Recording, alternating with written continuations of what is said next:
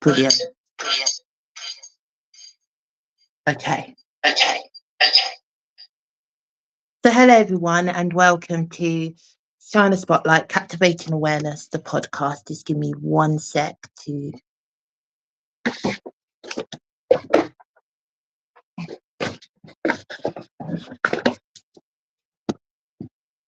we got our lighting. Okay, hi everyone and welcome to China Spotlight Captivating Awareness, the podcast. We have a special guest today. He's going to be giving his insight on his expertise, and I'm going to hand you over to Dr. Jaime, who is joining us today for a special edition. Hello, everyone. Thank you for having me here. Thank you for your time and for joining us today. Of course, I'm excited. So please feel free to share with our community what you do and where you're joining in from, and a bit about yourself, please. Yeah, of course. My name is Dr. Jaime Raygoza. I am a career and stress coach, as well as a laughter yoga teacher. I am tuning in from Southern California in the United States, specifically Orange County. And I'm excited to talk about especially stress management and just kind of like mental health awareness and how stress really impacts your body. Sure. So as we've seen from the UK, but also from stateside, mental health is increasing. There's also a lack of investment and that lack of understanding of mental health. In your perspective, where does mental health originate from, and also how do we manage our own mental health? So our mental health, the thing with mental health is that it starts at a young age. So as soon as we start being like as an infant all the way to an adulthood, the way that we view ourselves, the way that we interpret things in life starts as soon as we're born. We start developing mirror neurons that really allow us to see and absorb everything around us and really dictate how we view and interpret day-to-day life. So with that, the stressors that our parents had, the stressors that like we gain from school, from others, all of that, we start to learn, oh, these are bad stressors. These are things that are going to like impact the way that I live, you know, like certain things are going to get me mad. Certain things are going to make me agitated, and all of everything around us does create the lens that we have today. And what would be your best tips for others being able to manage their mental health and stress levels, especially in these current times? I would say, it's a lot easier said than done. I understand, but just don't take life so seriously. You have to be able to reintegrate joy, play, and find the good things in life. Really change your perspective. It's so easy for us to hyper focus on the negative, on all the bad things that are happening, that we start having this mindset of lackness, like a lack mindset, I should say, where it's like, I don't have this, I don't have that. My life could be better here. My life can be better there. Like, feel bad for me. I'm a victim. Versus we can change that narrative and say, I'm able to breathe today. I'm able to walk today. I have the ability to call one of my best friends, my mates, whatever it may be. I have family. I have a dog. I have a cat. There's so many things that we do have, but we fail to pay attention to those things because we're so focused on the lack. We're so focused on the discontent. So the first thing before we even start in the deeper strategies would be really focus on and be grateful for what you have currently. Thank you so much for that insight. And would you say we are able to have a world where mental health could be better invested, or either what would be so if mental health was addressed, and if we were able to have tools that address the matter, what would you say would that look like, or what would you say is required, which is probably not being considered? I think we need to bring to light that not everybody is aware of our mental being. I think it's so easy for the average human being to go on the sense of autopilot and not really have intention in their day.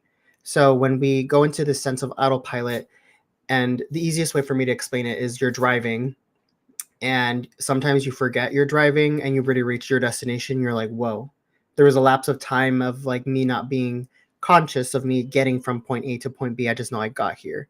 So that same process happens in our everyday life where we're not really intentionally living. We're just letting life happen to us versus us taking control of our lives and really going in there. So what the way that would look like is waking up and saying, what are my intentions for the day? What do I hope to accomplish? How do I want to feel today? Regardless of whatever may happen to me, what do I want the end of the day to look like? Do I want to be happy? Do I want to feel proud of myself? Do I want to accomplish certain things? And have those be the very bare minimums of what you need to get through that day. So, with that, having that in mind, other things won't matter. Like somebody cut you off from their freeway. Okay, cool. Like, yeah, that might have upset me, but that is not my intention. My intention today was not to get angry. So I'm just not going to let that happen. I'm just going to focus on staying happy, staying positive, focus on what I have here today and focus on my goal today. And just really being goal oriented and focusing on your perspective versus like what the other outside factors are affecting you. And personally, how would you say your mental health is at the moment as a doctor and from your perspective, if I may ask? Yeah, so I would say it varies day by day, like any other human being. I'm not immune to all of this. And contrary to popular belief, like any therapists, any doctors, any individuals who are experts in the field also need the same reminders because we may be helping people, we may be getting people to be being better versions of themselves and increase their mental health status. But at the end of the day, we still fall to the same mistakes that other people fall off. So the same way that I coach people on stress, I have my own coach and my own therapist that help me with to regulate my own emotions. And it's different levels.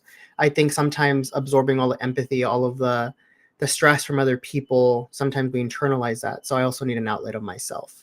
But for the most part, I have the tools to be able to regulate it a little bit more than the average person. So that was a long-winded answer. No problem.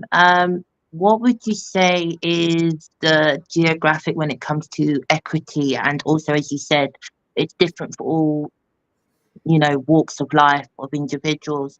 But what would you say are the elements when it comes to communities and those kind of elements of mental health for like a, minority to the standard individual?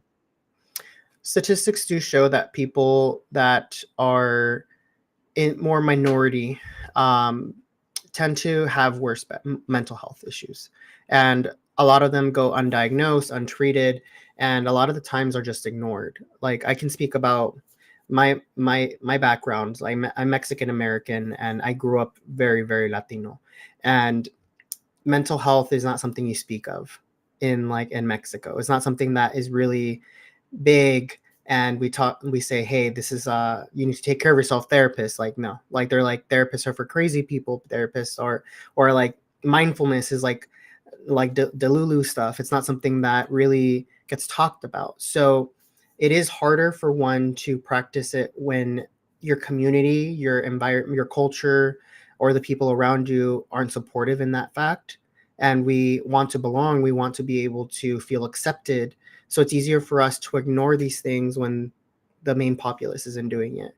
But it's always harder to do, to be different, right? For me, my business, it's all about being a unicorn. You have to be able to be different. You have to be able to be unique, which in sense is going against the grain and focusing on you. Even though you don't see people around you, your city, your neighbors, your colleagues, your friends, focusing on their mental health doesn't mean that you don't have to. Go against the grain and focus on it. And it could be something as simple as seeing a professional or doing your own work. We have so much knowledge at our fingertips nowadays. You can watch mindfulness YouTube videos. You can watch podcasts like this where you're able to learn things every day and just consume little by little as much as possible, and don't let the inequality of not having money, not being able to go to a university, not be able to enroll in these classes. Get whatever you can. Knowledge is knowledge. Doesn't matter where you get it from, whether it's free or paid. Just implement it into your life, and then make your mental and physical state a little bit better every day. Thank you so much. And what would you say were your three influential individuals in your life?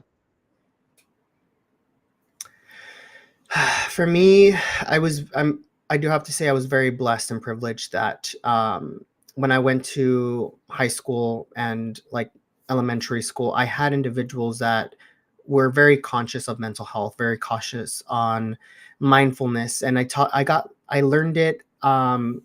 I would say at a younger age, at least very basic concepts of learning how to be able to breathe when you're anxious, learning how to be able to, do certain mindfulness techniques if you are feeling overstimulated. I started having anxiety attacks as early as 15 years old, and they were very intense. They mimic seizures, and I had staff in my high school that would teach me, okay, there's certain things such as counting your teeth with your tongue to be able to relax and keep you in the moment, to running your hands under cold water to change the sensitivity into your hands versus in your head, being able to journal, being able to talk it out with people, and just a lot of different techniques that I've been able to accumulate over the years because of these mentors and these teachers that I've had in my life. Thank you so much. And what would you say so as you were saying about the Mexican community, but also in regards to the disparities between men and women and that kind of gender gap as well, what would be your insight or share that you would like to kind of give context to in regards to, I don't know, best way to kind of like give a first aid of supporting someone who may not be brave enough to check in with themselves or even for a friend to check in with them? I would say, especially being a male, a cisgendered male, it is harder for males to be able to tune in with their emotions, show vulnerability, and be able to talk about them. Especially if at a young age you were never exposed to this type of communication, this type of emotional regulation. It's hard for us as adults to be able to, you know, release those emotions. Growing up, I grew up in a very masculine culture where my father would say that crying was weakness. Showing your emotions, talking about issues was something that you don't do. Like, you keep everything within the household, and with the household, you just smile, pretend everything's perfect, and you keep going through your day because you were lesser of a man if you were to do these things. Versus with women, it was more common to have them talk about their emotions, to be able to cry, to be able to feel things and discuss whatever was on their mind. So what I would say to challenge these thoughts is really ask yourself, where are your habits coming from? And are these current habits taking away from your life, or is it giving like value into your life? And really making those decisions, like, is me not opening up to myself, to my partner, to my friends, causing pain? Or is it bringing joy? And if you're not feeling good about the habits that you have, that's when we have to really be very introspective, really reflect. And it's hard sometimes to do it on our own. One of the things that I always tell clients is we all live inside a jar and we have a label on that jar, but it's hard for us to look from the inside out because we're trapped inside the jar. Sometimes we need somebody from the outside to let us know what the label is, how to manage it, and how to be able to change that label little by little. And there's no weakness, there's no shame in asking for help. There's studies that show that individuals tend to bond and trust and grow when you show vulnerability and when you ask for help. because by asking for help, you're saying, I trust you, I admire you, and I think that you can help me with this problem. Therefore, that person is going to reciprocate that over time, and you start building each other, growing, and really helping each other's mental health. So I would say it really does take a community, and we have to be able to show what we want in order to receive what we want. So be vulnerable, really talk about your feelings, and it's okay if it's gonna feel uncomfortable at first, it's gonna suck at first, but it will get better and it will become more normal. Thank you so much for sharing that. And in regards to, like, okay, where are we going with like activism and that kind of importance of trying to manage time? Because I know that there's also that time management element and that kind of also stress. What would you be the best tip that you would give for others in regards to these circumstances? I would say that we still need to, go to our jobs. We still need to be able to get our daily tasks done. Adulting, as one would say, laundry, food, go to the doctor, all these things. But if you don't make a plan, there's a saying: if you fail to plan, you plan to fail. So you always have to be able to plan ahead and really structure your life as much as possible. Don't go into that autopilot. Don't let just life happen to you. Be intentional about what you want to get done every single day, throughout the week, throughout the month. And really, if it's not on your calendar, it most likely won't happen. Set a system where it works for you. Some people, it works if they put their calendar on their phone. Others prefer a planner. Others prefer flashcards. Others prefer lists. So find, a technique that works for you to stay organized, and really block off your time. If you have certain meetings you have to get through, then block your meetings and add little 15-minute breaks in between meetings, or 10-minute breaks, or 5-minute breaks, just for you to be able to walk, to be able to, get a little bit of sunshine, to be able to eat something, and really make the best out of your day. I think one of the reasons that people get burnt out, they go overwhelmed with stress, is that they're not taking enough breaks. We feel that we need to be 100% productive on the go, go, go, go, go, but we lack, like self-care and self-love, and showing us that, we also need to unwind and recharge. We don't just go on a car forever. We have to stop to put gas. We have to change the oil. We need to be able to make sure everything functions well. Same thing with our bodies. Our bodies, the vessels that are getting through this journey of life. So we have to be able to feed it, to nourish it, to allow it to be rest. And it's not being lazy or selfish. If you take a nap, if you hang out with friends, if you watch that Netflix show, whatever it may be, just allow yourself to decompress and unwind, because life is hard. So really implement those breaks inside your schedule. Be intentional about it, because if you're not, then it's not going to happen. I would also love to ask, is there any projects or things that you would like to share to our community which they could be aware of to support or either get informed about, please? Yeah. So one of the things that I work with my clients as well as the community, and I love, love, love doing this. Like I say, it's a little selfish because I always get more than what I give when I do this, but it's called laughter yoga. And it's a concept where you laugh without having any jokes said to you. It's just natural laughter to be able to de-stress your body, with mixed with yogic breathing exercises. It was a practice invented in India and in the 1990s, and it's practiced in over 120 countries now. I personally do free laughter yoga classes online every Wednesday at 8 in the morning, Pacific Standard Time. And I'm trying to add more as I go. They're free.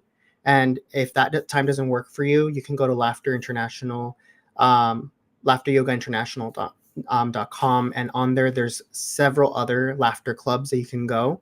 And all it is you go in, You do some breathing exercises and you just let out some laughter to be able to relax your body. The brain can't tell whether you're creating synthetic laughter, so fake laughter, or real one. You still create the same chemical compounds in your head, which increases endorphins, increases serotonin, and decreases stress hormones. Something as simple as laughing for 5 minutes a day can reset your mindset, relax you, and allow you to get through the day a little bit easier. Thank you so much. And do you believe in world peace? And how do you think world peace could look like? I think it's possible. And I think every day we're trying little by little. And just like anything that we try to do in the world, we have to take it one day, one person at a time. As long as you are able to treat one person better each day, you're contributing towards that goal. And I would say the way world peace looks like is being able to treat everybody equal, equitable, fair, and kindness. Just showing mutual respect, acknowledging differences, and don't let that create hate or ignorance. Just respecting people, allowing people to live the way they want to live their lives, and then just honoring each other's presence and just cohabitating. It's a lot easier for us to just be nice than be mean and treating people with disrespect. One personal goal that I do is I always try to smile with at least 10 people each day. No matter what it is just smile, greet them, let them know I hope you have a good day, and then just try to make somebody smile at least 10 times a day. Very simple goal, but you're changing people's lives and you don't know what that interaction, how that's going to impact that person and how that may cause a trickle effect with other people. By sharing kindness and love and laughter with other people, you are slowly impacting them in a positive way that is bigger than you. So just start with one person. Very as simple as one person, and just let that love spread. Well, thank you so much for your time today. And it was a pleasure to have you as our guest. And thank you to everyone that's joined. Thank you for all of your insightful and intriguing questions, and also for your active participation. As always, feel free to share and like, and also share this podcast and also the content which we do with your community. And until next time, stay tuned for the next Stay Space for the next Shine the Spotlight, Captivating Awareness, the podcast. My name was Aquayemi-Claude, and our guest, Dr. Jaime. And thank you very much, everyone who joined. Bye bye. Bye.